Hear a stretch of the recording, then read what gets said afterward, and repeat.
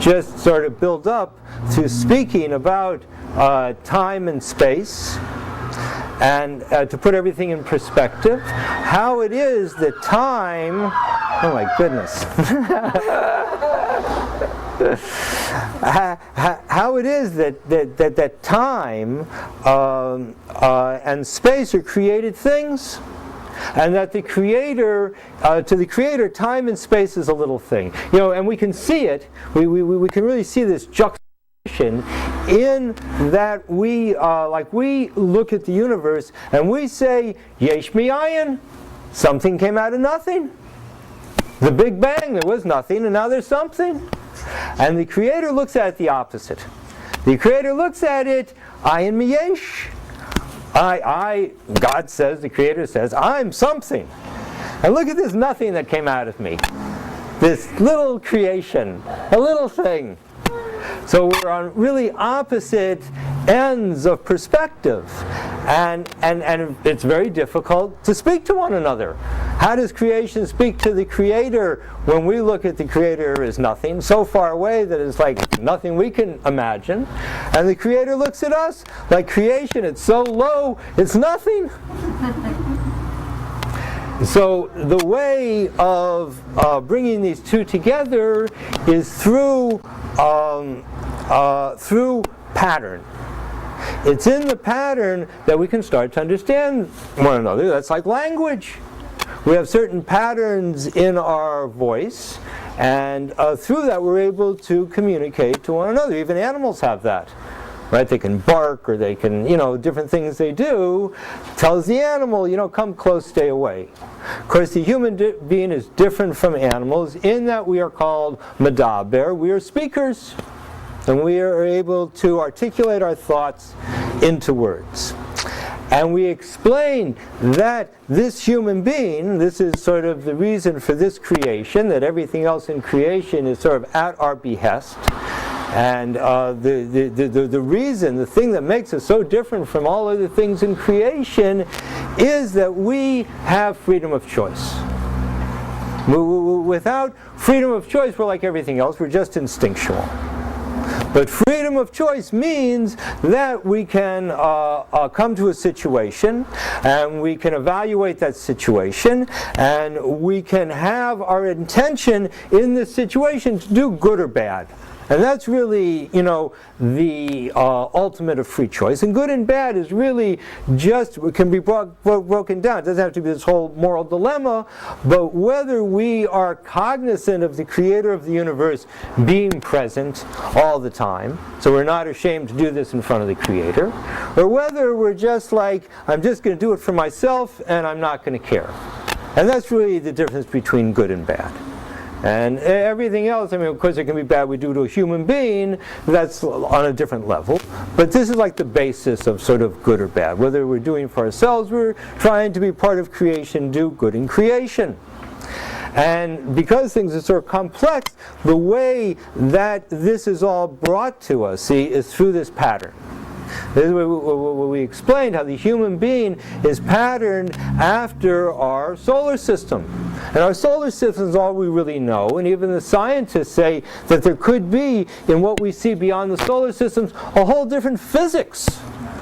Right? It doesn't have to be our kind of physics. When you drop something, it falls down. Right? Even for the scientists who just say, well, it all just came out of the Big Bang, didn't have to be the same thing that came out. So we have no way of even, judging those kind of physics. All we sort of know is what's in our solar system. And what's in our solar system is the 10, the sun, and the 9 planets. That's what's in our solar system. And interesting enough, that's how the Kabbalah describes the human being. As being in 10, 3 triangles. 2 hemispheres of the brain and the third eye, which correspond to the 2 lobes of the brain and the cerebellum in the back. And the 2 arms in the body, that's another triangle. The 2 legs in the sex, that's a third triangle. And then speech. And that is completion. You take all of that, you think about it, you emote, you go forward, it comes out of you, you speak. And we speak in many different ways, whether it's in words or in actions or however we speak. and that is the human being. And at first we were very large and made up from all of the inanimate specks of dust throughout our solar system, and we were squeezed down into this form of the human being. And so everything about us is relevant to the planets. And remember that this is before we had telescopes that knew about planets. Nonetheless, as we looked in the Zohar before, that the Zohar, let's see, where are we here? Yes. That the Zohar counts the 7 outer planets from the Earth. It counts it from Pluto, which is called Eretz. Neptune is called Adama. Uranus is called Ukra. Saturn is called Gaia. Jupiter is called Nicaea. Mars is called Sia. And this world is called Tevel.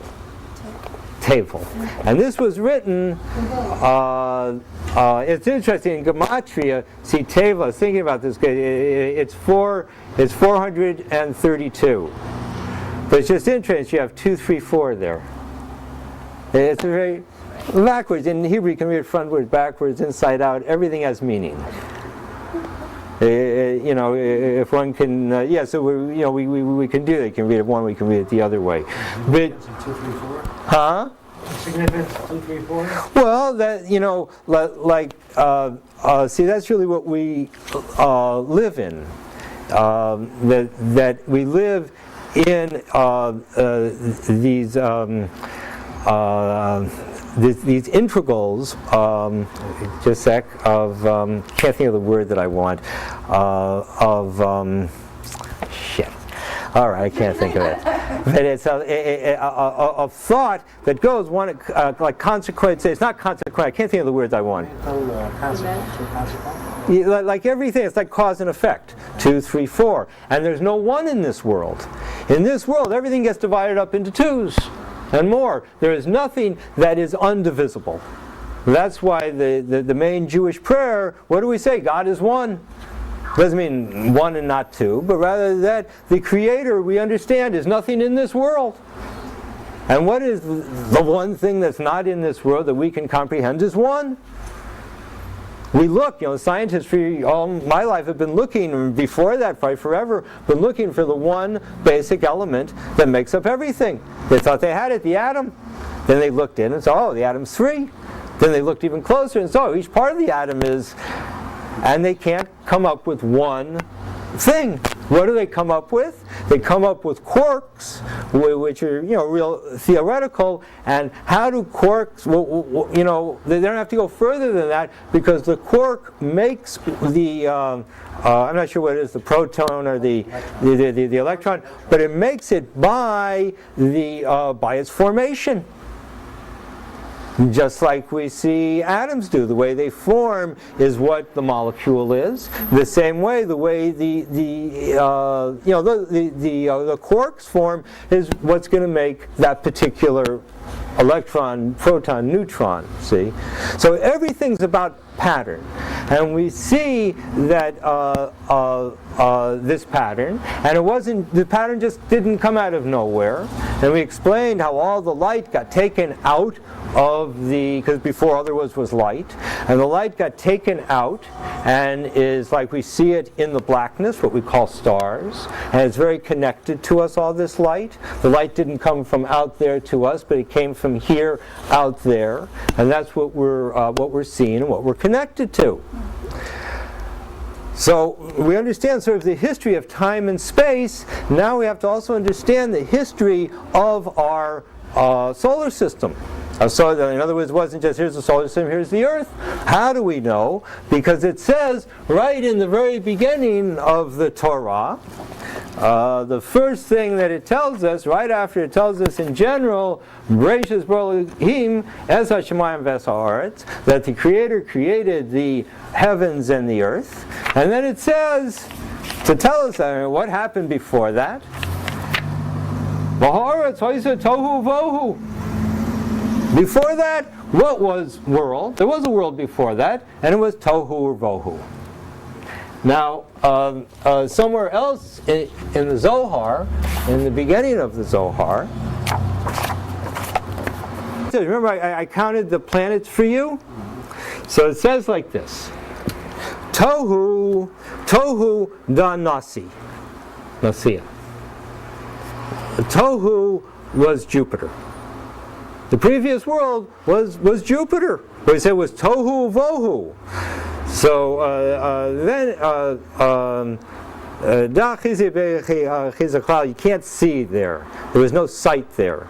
Adish Nasez Makala Ad Va'alda Ikre Nasi, until a person forgot everything, and therefore it was called Nasia. Nasia in Aramaic means to forget. And it's interesting. See, male in Hebrew is called Zachar, which means to remember, and in Aramaic, female is called Nosia, which means to forget. Yeah, interesting. Ubohu da ukra, orca, and bohu, that's orca. That would be Uranus. And there it says a person remembers everything. But someone disagrees with that and actually says that no, it's really Gaia. Here it is. Rabbi Chia Omer da Gaia. It's really Gaia. And Gaia is Saturn. So it seems reasonable to think that Gaia, Saturn, and Jupiter had this thing going. And that's where life was. And the outer 5 planets are all very large except for Pluto. And on the other side, the 4 planets are very small except for the Sun. So we see like a real sort of balance here. And it seems that Mars was the physical representation of this world of Tohu and Vohu. That it gave birth to life on Mars. And the life on Mars broke. And what broke was water. And one of the things that it says about Sia means dry. That's the name of Mars. And it says that in Sia was all the fish. And now, of course, they're saying that it's a big floodplain and stuff like that. And the reason why it's dry is the nature of Mars is different from the nature of the Earth. The nature of the Earth is when you hit the Earth, when you hit a rock, fire comes out. The nature of Sia, of Mars, is when you hit the rock, water comes out. So maybe Moses was over there.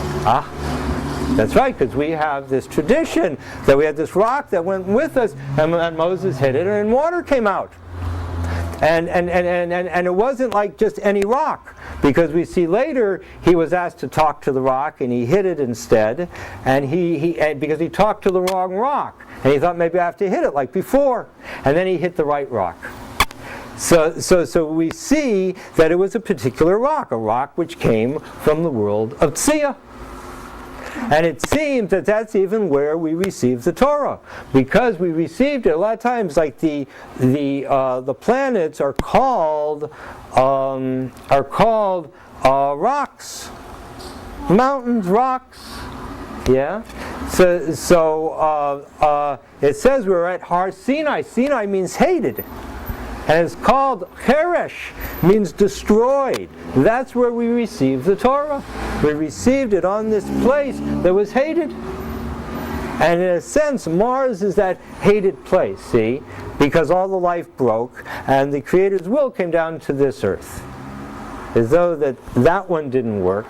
So it was down here that life took upon life. This is what the Creator wanted. So the story with the flood. The story with the fly. Flood. With the flood. Very good. So the story, the flood is called Mei Tohu. The waters of Tohu.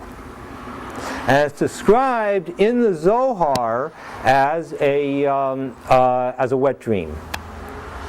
something that came from outside and polluted this world. Even more so, that which came down on the world was a film. It didn't flood everything, it covered everything with this very hot liquid and extinguished life, except for the life in the water. And one of the things we have to understand about the people who lived during this time, they lived for 1,000 years. And in 1,000 years you can do a lot, particularly when you're really smart. And these guys were consorting with angels. And they were going into our solar system, going to different worlds. They had the capacity to, what do we call it, like disembody themselves, to astral travel, as long as they kept a link on this physical world. So they were like trees that as long as they were planted in this world, they could go off and they could do anything. And later, in the later generations after the flood, the memories of these things, so these people were called gods. And many of the events that are recorded by the Greeks and the Romans, and this goes back to the time of the flood.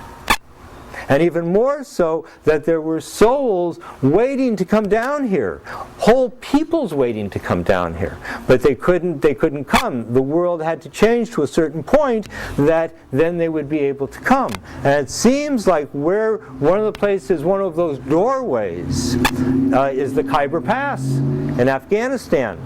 Because we know the whole world now, and we see that many people have come in that way, and one of the things that it describes of the Jewish people, after living in a cloud for 40 years, that we came down to this world and had to pass through this very narrow pass. And the people who hated us wanted to kill us. They figured they'll hide up in the caves, high up in the pass. That is exactly what the Afghanistanians did to the British a few hundred years ago. And when the Jews pass through, we'll dump rocks on them and we'll kill them. And it says the Creator made a miracle, and there was an earthquake, and these two mountains, just before the Jews came through, the two mountains came together and killed all those people. And the only way they knew it is this well that went with us, Miriam's well, this well that traveled with us, it gave us water, it came up with all this blood, because it was always behind the people. And so it came up, it was before, I don't remember. It had to be done before the people passed through, but the only way they knew is because the well came up with all these bones and stuff like that, and they understood what had happened. Huh? Bones and blood, picked it all up. Right, picked it all up, and they understood that people were trying to kill him, and the Creator did a miracle. So it seems there was a pathway into this world. And you wanted to ask something, Beverly? Yes, so I'm a little confused. So you're saying that people came down from Tohu, the Jewish people, but there were other people? Yes, I didn't explain that yet. Okay. Okay, because we're after the flood. Now the flood, another reason that the flood was like this, see, is all the water on earth, in the very beginning of the Torah, that the water is commanded to sink down to allow the earth to rise up. So, because the nature of things was the lighter thing was on top. So first there was fire, then there was air, then there was water, then there was earth. But the water that came out of Tohu wasn't commanded to sink down. It hadn't yet come out and been water. Just like fire inside of the stone, it hadn't come out yet. So when it came down to the earth, it took its proper place, which was to cover everything. And in that way, it destroyed all these beings except for Noah, his wife, his 3 children, and their wives, which is what we see in the world is basically 3 peoples in this world. So the flood water, it didn't come from earth. It came from... It comes from, that's why it's called... It was a film. A film. It's called a wet dream. From Tohu. It came out of Tohu and it covered this earth. And stopped all of these very high human beings who had just learned to do whatever they want with the galaxy, with the solar system, and they were getting out of hand. And God said, this is not the kind of human being I want. They're not listening to me, and they can do whatever they want. And I'm going to cut their life down to 120 years, and I'm going to make a new human being out of this guy Noah and his family, because they're pretty cool people.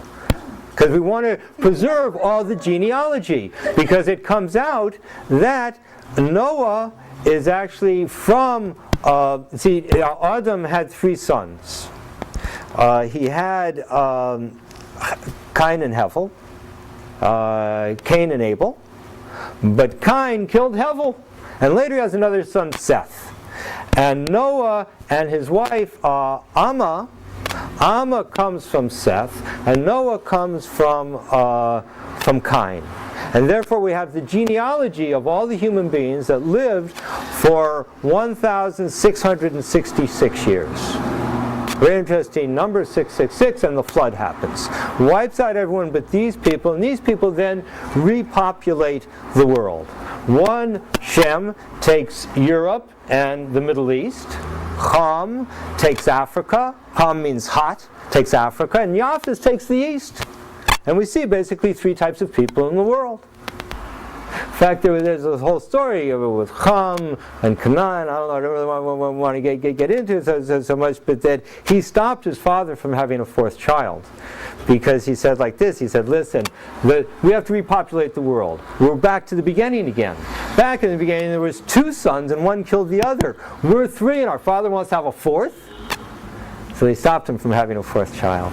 For this reason he curses Ham that his 4th child will be a slave. And then later Canaan goes out of his portion and takes the land of Israel. And this is where the 7 tribes of Canaan come from. And God says, good, let the slave hold it till my people come. Now 300 years later, Nimrod comes along. And Nimrod says, you know something? There was this huge flood. It wiped everyone out. And you know why it happened? There was this event. It came from outside the earth. Let us go there. Let us go there and let us build a tower there. Let us put our head into the heavens. You ever see that face on Mars, Yeah. Let us put our head into the heavens and let us build a tower. And let us stop the flood from happening, because we see every 1,666 years the world's going to get flooded. Let's go up there and we're going to stop it. And he was called a hunter of people. He used to capture people's minds. And it says in the Zohar that one of the ways they built this was through concentration. That they would all concentrate, says, from the 4 corners of the earth, and they would build this thing, because the way in Tohu is everything just gets built by itself. Once it's seated, it just builds itself. That was with the world of Tohu. There was no sexuality in Tohu. Everything just grew. And nothing needed anything else, and that's why it's called chaos, because nothing required anything else. And that fell down into this world, and that's why when the Creator says, all the animals should come out of the earth. How did they get in the earth? They fell out of Tohu, and they only needed to be called out. And that which was called out became alive, and that which was not. Could be, dinosaurs. Maybe they've never lived. Maybe they were produced, but they weren't supposed to be in action. Because everything fell down into the earth. Except for the human being. The human being was made out of inanimate pieces of dirt in order that the human being should be able to lift up all of creation. Because that which is the lowest can get right under everything and lift it up the highest. And that's our job, is now to fix the sparks of Tohu. And Avraham, the father of 3 nations, the Jewish nation, the Arab nation, and the Roman nation, was part of that generation building the Tower of Babel. And they asked Avraham, come and build the tower with us. And he said, no, I'm busy. I'm not going to build it. And it says in the Zohar that Avraham took on a body at 75 years old and came down into this earth. And it's in that time he looks at his wife Sarah and says, oh, you're so beautiful, I never knew. Because he never saw her clothed in flesh. And that was the big deal about Avraham and Sarah, why everyone was just, whoa, who are these people? Because they were truly from outer space. And one of the interesting corroborations of this, I think, this book from Sir Leonard Woolley, who talks about building, there's a place called Ur Kasdim. This is the place where Avraham lived, except he was living, it seems, on Mars from all of the stories. And it's a question whether he was actually born there and brought, and raised there, or whether he was born here on earth and brought there. It's a question in the Gemara. I mean, it's sort of it's just a question whether he was born in Ur Kasdim or not. It doesn't say that Ur Kasdim, but there was an Ur Kasdim here on the earth. Because everything that's in the heavens is also in the earth. And one of the things that they found when they excavated this is almost 100 years ago, they found a group of about 20 people, young people, all lying there with their arms folded in peaceful repose. They could check. There was no poison. There was no anything. And suddenly they just all died at once. And we know in the Zohar that teaches us how was this thing being built by people sitting and concentrating together. And what did Nimrod do? He captured their minds, like the Matrix, you know. And he got their mind. And Avraham comes down here, and he's not supposed to be able to have children. Of course, there's a miracle. He has children, and he has two children. He has Esav, and he has Yishmael. Yishmael is given, Avraham teaches Yishmael Arabic. See, Avraham is called Ivri because Ivri means on the other side of the river. See? Because there was a big river, it seems, between Mars and the Earth after the flood, and it seems maybe that even magnified things that we could actually see stuff. Possibility is my conjecture, you know. But he was called from the other side of the river, and he brought with him the holy language, a language which had not been broken. Remember, all the languages got broken. And he took this holy language and converted it to something his son Yishmael could understand, a language of 28 sounds, male and female, 14 on each. 14 in Hebrew and in Aramaic makes the word yad. In other words, they have gematria like we do. Yad means arm. And they have this tradition. They're people of the heart. And to Yaakov, he teaches him Hebrew, which has 22 letters, has to do with the DNA, the sperms made in the brain, and the 10 sphirot, male and female, and the two essences of male and female, pleasure and will, that's the whole basis of the tarot cards. And so each one has their own language, and one is given the Torah, about 500 years later, and 2,000 years later is given, is it 2,000? Yeah, it's about 2,000 years later, it gives the Arab people the Quran, each in these languages. Now, Yishmael goes off and he starts the whole people. He's the father of the Arab people. Their land is called Ar. And God tells the Jewish people that is their land, the land of Ar. And but Yitzchak, he gets a wife, Rivka, and he has two children. He has twins. One is Yaakov and one is Esav.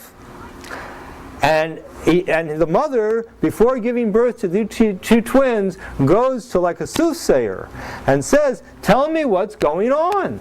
Well, I have this thing going on. I wanted to be pregnant, but there's like a war inside of me." And she's told, "That's what you have. You have two nations inside of you. And these two nations, when one goes up, one will go down." So they're always fighting, and right now they're fighting who's going to be the firstborn. Because the firstborn gets certain things that, the others don't get. That's the way the world was. And who comes out first? But Esav. And why do they call him Esav? Because he's a sui. He's already made. He has teeth and a beard and hair. He's a little tiny human being. Just pop out? Yes, they didn't just pop out because he had teeth. He bit his mother on the way out. And she could never get pregnant after that. That was today like that. I don't know. And Yaakov was a regular little baby. Because Avraham had in him these two sides. He had both the side of Tikkun, this world, and of Tohu, the other world. And Esav, he gets his strength from Tohu. And Tohu is also the place where the animals come from, so he lives by the sword. He's war. And that's what, of course, Mars is. It's red, it's about war and blood, and about chaos. Yeah? And he goes off, and he becomes, makes a big family, and the last, when it speaks about his genealogy, the last thing it mentions is Migdala. And Rashi teaches us that's Roma. That's Rome. That Rome comes from Esav, and we see it has a connection to Mars, because Mars has this story about two brothers, right, who couldn't get along, and one killed the other. And we see in Mars there are two very small moons on Mars. So we just see like a lot of sort of things that are very interesting. And the way the world was divided up, see, there were 2,000 years of Tohu. And those ended when Avraham was 52 years old. And so you had everything sprung up from Tohu, everything was destroyed, a human family came out, the building of the tower, everything became divided. Seems like the land masses became divided, everything became divided. And then we went off in 2,000 years of Torah. And the 2,000 years of Torah ends 120 years after Rome destroys the temple. Rome comes in about 2,000 years ago, they're conquering the world, they go into Israel. Israel will not obey. Finally, they just destroy the temple, kick everyone out. That's when the oral tradition was written down. We couldn't remain oral any longer because there was too much chaos.